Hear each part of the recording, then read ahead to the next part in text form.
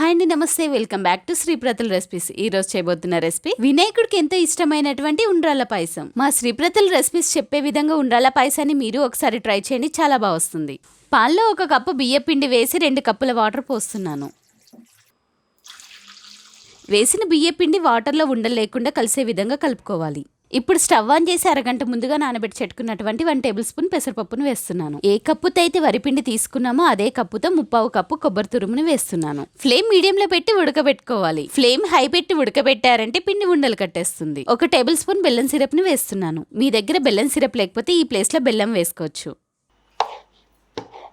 ఇలా దగ్గరికి అయిన తర్వాత 1 స్పూన్ ఆవు నెయ్యిని వేస్తున్నాను.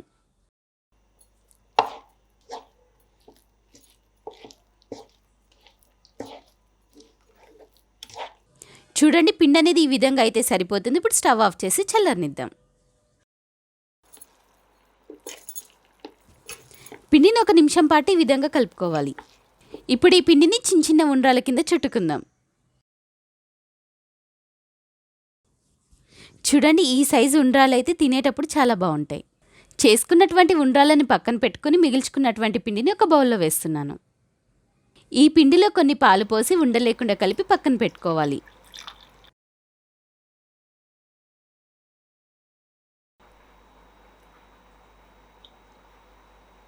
చూడండి, ఈ విధంగా కలుపుకుంటే సరిపోతుంది. స్టవ్ ఆన్ చేసి పాన్ పెట్టి ఏ కప్పుతో అయితే వరిపిండి తీసుకున్నామో అదే కప్పుతో 2.5 కప్పుల పాలను పోస్తున్నాను. నేను పోసినటువంటి ఈ పాలు కాచి చెట్టుకున్నవి. పాలు వేడెక్కాయి. ముందుగా చేసి పెట్టుకున్నటువంటి ఉండ్రాలను పాలల్లో వేస్తున్నాను.